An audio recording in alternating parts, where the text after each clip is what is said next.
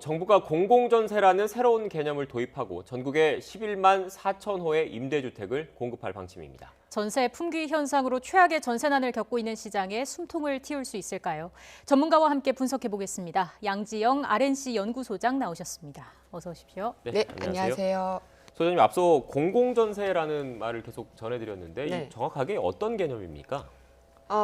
우선에는 뭐 다 나왔지만은 최근에 이제 급등세를 보이고 또 전세난이 심각하면서 이제 LH라든가 SH공사가 이제 그 공실인 주택들을 매입을 해서 네. 이제 공공 임대를 하겠다라고 보시면 되겠습니다. 네. 총평을 좀 해주신다면요. 네, 우선에는요, 단기간 내에 최고의 물량을 풀겠다, 공급을 하겠다라는 부분들을 상당히 좀 긍정적으로 볼 수가 있겠어요. 그러니까 전국에 11만 가구 이상이 나오고요. 서울과 같은 경우에 3만 5천 가구가 단기간 내에 그것도 2년 내에 공급이 된다고 한다면 예. 정말 많은 물량들이거든요. 이런 부분에 있어서 정말 현실성 있게 나온다고 한다면 참 좀 긍정적으로 볼 수가 있겠고요. 근데 너무 이제 숫자에 치우치지 않았을까라는 생각이 듭니다. 그래서 조금은 실효성이 좀 부족한 부분들이 상당히 좀 많이 보이는 부분들이 있는데요. 뭐 예를 들면은 우리가 가장 선호하는 주택 형태가 아파트이잖아요. 근데 이번 대책에서는 아파트 이 부분이 많이 빠져 있다. 네. 예, 이런 부분에 있어서 과연 어느 지역에 얼마의 얼마의 임대료로 이제 나오느냐가 상당히 중요한 부분인데 이런 부분에 있어서 가장 선호도가 높은 주거 형태인 아파트 부분에 있어서 빠져 있기 때문에 사실 얼마나 많은 수요가 흡수가 될지라는 부분들이 의문점이 좀 생기는 거고요. 또 하나가 이제 또 주수요층입니다. 그러니까 지금의 전세난의 가장 주범이라고 할 수 있는 가구가 1, 2인 가구가 아니잖아요. 근데 뭐 호텔이라든가 상가 같은 부분들은 입지적인 부분에 있어서는 기반 시설이라든가 이런 부분들이 상당히 좋을 수는 있습니다. 근데 네. 아무래도 1, 2인 가구에 집중이 될 수 있기 때문에 전세난 해결에 있어서는 좀 부족하지 않을까라는 부분들이 좀 보이고요. 또 임대 시장에 있어서 또 중요한 역할들이 민간의 역할입니다. 근데 이런 부분에 있어서도 이번 대책에 있어서 좀 많이 빠져 있다라는 부분에 있어서는 실효성과 가능성이 좀 많이 좀 부족하지 않을까라는 예상이 듭니다. 네, 정부가 오늘 내놓은 전세 대책은 사실 그동안 언론 등을 통해서 예상돼 왔던 내용들이 거의 대부분 맞습니다. 좀 담겨 있는 것 같습니다. 말씀하신 내용을 들어보면 결국 전세 수요와 공급이 맞지 않는 그런 측면이 좀 있다는 것 같은데 좀 궁금한 게 그렇다면 이런 대책이 나왔는데 앞으로 전세난은 잡힐 수 있겠습니까? 앞서도 좀 말씀을 드렸지만 어느 지역에 얼마나 질 좋은 그리고 임대료가 얼마나 저렴하게 나오느냐에 따라서 그거는 시장은 좀 더 달라질 수는 있을 것 같아요. 그러니까 뭐 아파트의 공급들 부분들이 좀 더 이제 보완이 돼서 이렇게 아파트 그 공공 임대가 나올 수 있느냐라는 부분들도 중요하겠고요. 그리고 입지적인 부분에 있어서도 이제 전세 같은 경우에는 실거주 목적이잖아요. 예. 그래서 거주의 여건이 충족이 돼야 됩니다. 뭐 학교 시설도 그렇고요, 직장도 그렇고 편의 시설 부분들이 갖춰줘야 되는데 이런 얼마나 좋은 인프라를 갖춘 지역에 또한 이제 공급이 되느냐라는 게 중요할 것 같고요. 그에 따라서 좀 이제 어떤 효과라든지 이런 부분들은 좀 더 지켜봐야 될 것 같고요. 지금 이 상황에서 보면은 아주 일부일 것 같아요. 어떤 실효성이라든가 전세 난을 해결하는 데 있어서는 또한 이제 내년부터 공급이 이제 집중적으로 더 나올 부분들이기 때문에 지금 당장의 어떤 부분들이잖아요. 이런 네. 부분들을 전세난이 좀 당분간 더 갈 수도 있을 거다라고 봅니다. 네. 일단 시장에 어떤 효과를 내게 될지는 더 지켜봐야 하는 상황입니다. 집값 동향을 좀 자세하게 들여다보겠습니다. 오늘 나온 한국감정원 자료를 저희가 한번 그래픽으로 준비를 해봤는데요. 함께 보면서 얘기를 나눠보겠습니다. 일단 11월 셋째 주에는 전국 주간 아파트 가격 동향을 조사한 결과 매매 가격이 0.25% 상승했고 전세 가격이 0.30% 상승했습니다. 역시나 고공행진하고 있는 상황인 거죠? 그렇죠. 지금 뭐 매매가 전세가 동반 상승을 하고 있죠. 매매 가격이 상승을 했었고요. 그에 따라서 또 이제 전세난이 이제 공급이 부족함으로 인해서 전세가까지 덩달아 지금 상승하고 있는 추세죠. 네, 전세값이 어떻게 보면 그 집값을 밑에서 받치고 있으니까 집값도 떨어지지 않는 그런 형국인 거죠? 그렇죠. 지금 왜 그러냐면 또 이제 전세 가격이 오르면은 전세 가격과 매매 가격의 격차가 줄어드는 거잖아요. 그래서 우리가 가장 우려하는 부분, 갭 투자자들이 또 성행을 할 수가 있고요. 그렇다 보면 또 이제 전세 가격이 오르면 매매도 덩달아 이제 오를 가능성이 있죠. 네, 지금 갭 투자 말씀하셨는데 결국 집값과 전세값의 차익을 가지고 그 이익을 보려고 하는 그런 투자를 말씀하시는데 네. 이런 게 최근에 지방 대도시를 중심으로 많이 있었습니다. 특히 비규제 지역을 중심으로 있었는데 관련해서 정부가 오늘 앞서 속보로도 전해드렸지만 조정 대상 지역을 추가로 지정했더라고요. 네. 어떤 내용입니까? 네, 우선에는 지금 이제 최근에 이제 집값이 이제 풍선 효과죠. 풍선 효과를 받았던 지역들이죠. 네, 지금 그래픽이 나오고 있습니다. 네. 지금 김포시를 비롯해서요. 대구 수성구라든가 그리고 부산 해운대, 수영구 그리고 연제 남구 이런 지역들이 추가적으로 지정이 됐습니다. 네, 지금 해수동이라고 하더라고요. 부산 네. 지역에서는 네. 이 해운대, 수영, 동래구 이 지역이 그동안 규제를 안 받아서 집값이 폭등을 해서 일단 추가적으로 그 조정 대상 지역으로 지정을 했는데 조정 대상 지역으로 지정이 되면 어떤 게 바뀌는 건가요? 우선 조정 대상 지역으로 지정이 되면요, 이제 대출 부분하고 청약 부분에 있어서 규제를 받습니다. 그러니까 자유롭게 이제 전매가 또 어려운 부분들이 생기고요. 대출에 있어서도 이제 DSR이라든가 LTV 이런 부분들이 규제가 생기죠. 일단 조정 대상 지역으로 지정이 되면 투기 과열지구에서 적용받지 않던 세제 규제가 추가된다. 이 소식도 저희가 앞서서 전해드렸고요. 전국이 이렇게 풍선 효과의 영향을 받고 있는 상황인데 그럼 궁극적으로 부동산 문제를 잡을 수 있는 최종적인 해결 방안은 없을까요? 지금의 최종 어떻게 보면 근본적인 문제 해결이 가장 답인 것 같아요. 지금의 매매 시장이 어떻게 보면은 최장 상승세로 갈 수도 있는 그런 우려가 나오고 있거든요. 네. 이게 나타날 수밖에 없었던 이유는 사실상 만성적인 공급 부족이었습니다. 그러니까 재건축에 대한 규제라든가 재개발 규제가 지속적으로 이루어져 있어서 수도권 중심으로 나올 수 있는 물량들이 이제 사업이 뭐 탄력을 받지 못하면서 나오지 못했고요. 그리고 택조법 폐지로 인해서 사실상 최근 몇 년간의 택지 공급도 원활히 진행이 되지 않았기 때문에 공급에 대한 부족들로 인해서 어떤 이제 사실 수요는 늘 있습니다. 그러니까 내 집을 필요로 하는 사람들은 있는데 공급이 원활히 이루어지지 않다 보니까 집값 상승을 이어지고 있는 거거든요. 예. 그러니까 집값이 상승을 하다 보니까 덩달아서 전세까지도 이제 오름 시세를 보이고 있기 때문에 가장 중요한 거는 공급 대책이 원활히 진행이 될 필요성이 있죠. 네.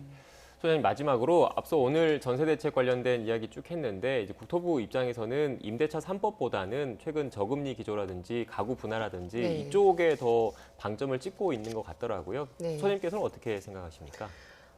그렇죠. 그러니까 사실 저금리라든가 이런 부분들도 영향은 있겠죠. 하지만 가장 중요한 거는 이제 공급이 만성적인 공급 부족에 있는 상황에서 전세 수는 계속해서 증가를 한다라는 거죠.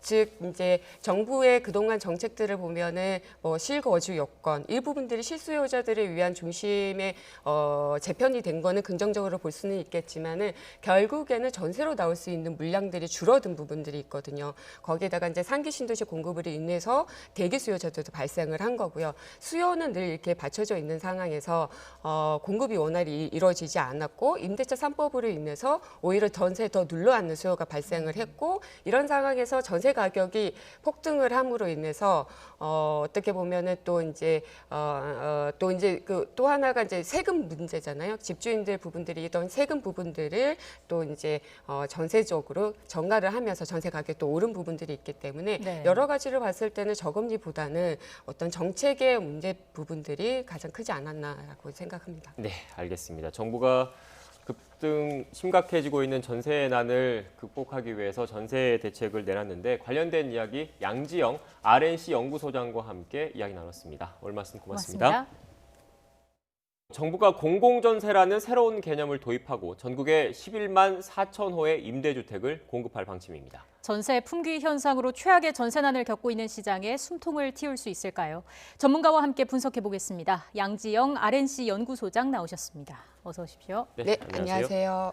소장님, 앞서 공공전세라는 말을 계속 전해드렸는데 네. 이 정확하게 어떤 개념입니까?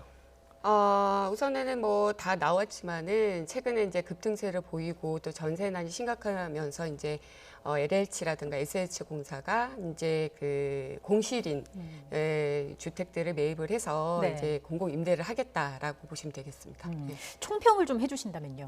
네, 우선에는요, 단기간 내에 최고의 물량을 풀겠다, 공급을 하겠다라는 부분들은 상당히 좀 긍정적으로 볼 수가 있겠어요. 그러니까 전국에 11만 가구 이상이 나오고요. 서울과 같은 경우에 3만 5천 가구가 단기간 내에 그것도 2년 내에 공급이 된다고 한다면 예. 정말 많은 물량들이거든요. 이런 부분에 있어서 정말 현실성 있게 나온다고 한다면 참 좀 긍정적으로 볼 수가 있겠고요. 근데 너무 이제 숫자에 치우치지 않았을까라는 생각이 듭니다. 그래서 조금은 실효성이 좀 부족한 부분들이 상당히 좀 많이 보이는 부분들이 있는데요. 뭐 예를 들면은 우리가 가장 선호하는 주택 형태가 아파트이잖아요. 근데 이번 대책에서는 아파트 이 부분이 많이 빠져 있다.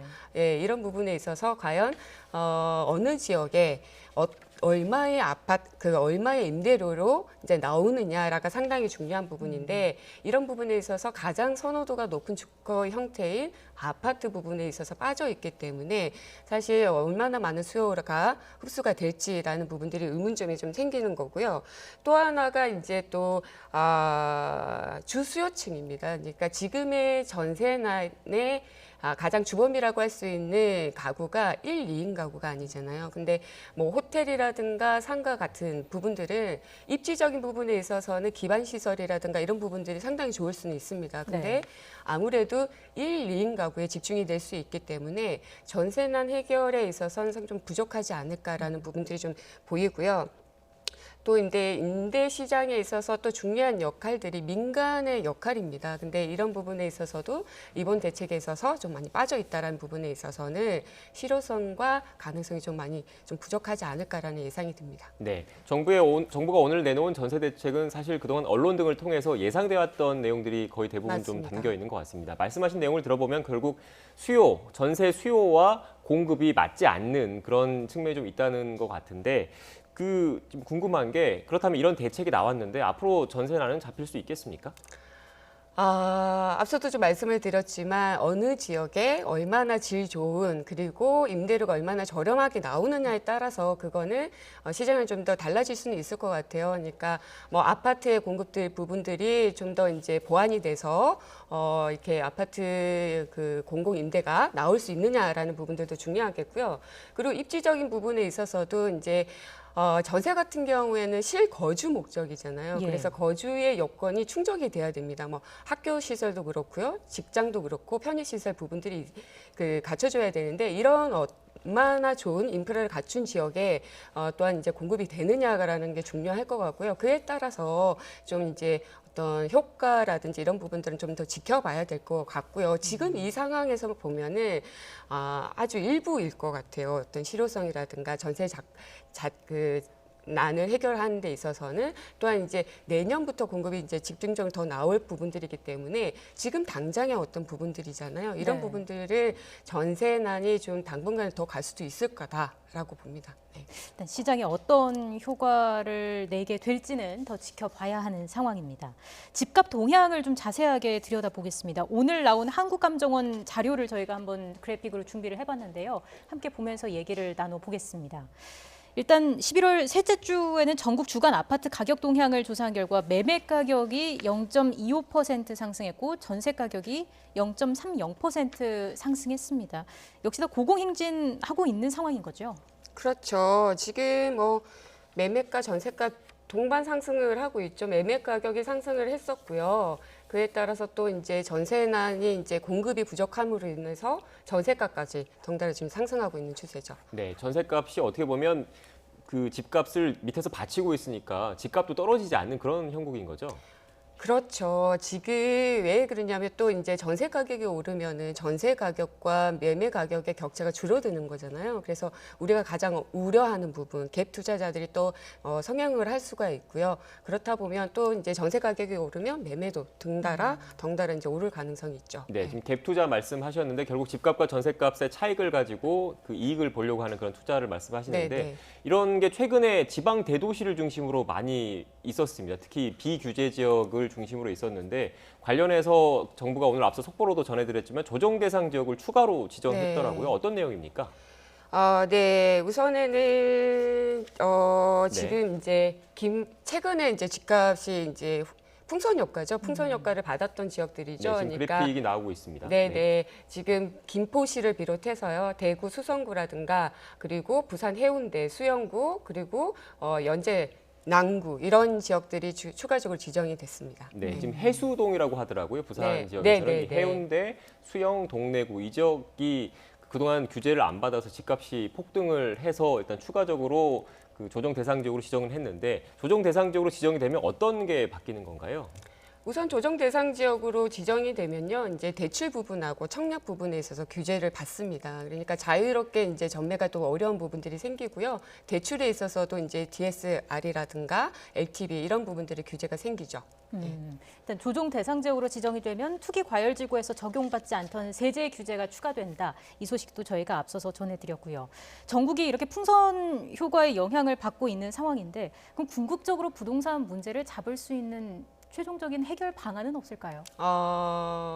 지금의 최종 어떻게 보면 근본적인 문제 해결이 가장 답인 것 같아요. 지금의 매매 시장이 어떻게 보면은 최장 상승세로 갈 수도 있는 그런 우려가 나오고 있거든요. 네. 이게 나타날 수밖에 없었던 이유는 사실상 만성적인 공급 부족이었습니다. 그러니까 재건축에 대한 규제라든가 재개발 규제가 지속적으로 이루어져 있어서 수도권 중심으로 나올 수 있는 물량들이 이제 사업이 뭐 탄력을 받지 못하면서 나오지 못했고요. 그리고 택조법 폐지로 인해서 사실상 최근 몇 년간의 택지 공급도 원활히 진행이 되지 않았기 때문에 공급에 대한 부족들로 인해서 어떤 이제 사실 수요는 늘 있습니다. 그러니까 내 집을 필요로 하는 사람들은 있는데 공급이 원활히 이루어지지 않다 보니까 집값 상승을 이어지고 있는 거거든요. 예. 그러니까 집값이 상승을 하다 보니까 덩달아서 전세까지도 이제 오름 추세를 보이고 있기 때문에 가장 중요한 거는 공급 대책이 원활히 진행이 될 필요성이 있죠. 네. 소장님 마지막으로 앞서 오늘 전세 대책 관련된 이야기 쭉 했는데 이제 국토부 입장에서는 임대차 3법보다는 최근 저금리 기조라든지 가구 분할라든지 네. 이쪽에 더 방점을 찍고 있는 것 같더라고요. 네. 소장님께서는 어떻게 생각하십니까? 그렇죠. 그러니까 사실 저금리라든가 이런 부분들도 영향은 있겠죠. 하지만 가장 중요한 거는 이제 공급이 만성적인 공급 부족에 있는 상황에서 전세 수는 계속 증가를 한다라는 거죠. 즉 이제 정부의 그동안 정책들을 보면은 실거주 여건 이 부분들이 실수요자들을 위한 중심의 재편이 된 거는 긍정적으로 볼 수는 있겠지만은 결국에는 전세로 나올 수 있는 물량들이 줄어든 부분들이 있거든요. 거기에다가 이제 상기 신도시 공급으로 인해서 대기 수요자들도 발생을 한 거고요. 수요는 늘 이렇게 받쳐져 있는 상황에서 공급이 원활히 이루어지지 않았고 임대차 3법으로 인해서 오히려 전세에 더 눌러앉는 수요가 발생을 했고 이런 상황에서 전세 가격이 폭등을 함으로 인해서 어떻게 보면은 또 이제 또 하나가 이제 세금 문제잖아요. 집주인들 부분들이 있던 세금 부분들을 또 이제 전세적으로 전가를 하면서 전세 가격이 또 오른 부분들이 있기 때문에 네. 여러 가지를 봤을 때는 저금리보다는 어떤 정책의 문제 부분들이 가장 크지 않았나라고 생각합니다. 네, 알겠습니다. 정부가 급등 심각해지고 있는 전세난을 극복하기 위해서 전세 대책을 내놨는데 관련된 이야기 양지영 RNC 연구소장과 함께 이야기 나눴습니다. 오늘 말씀 고맙습니다. 고맙습니다.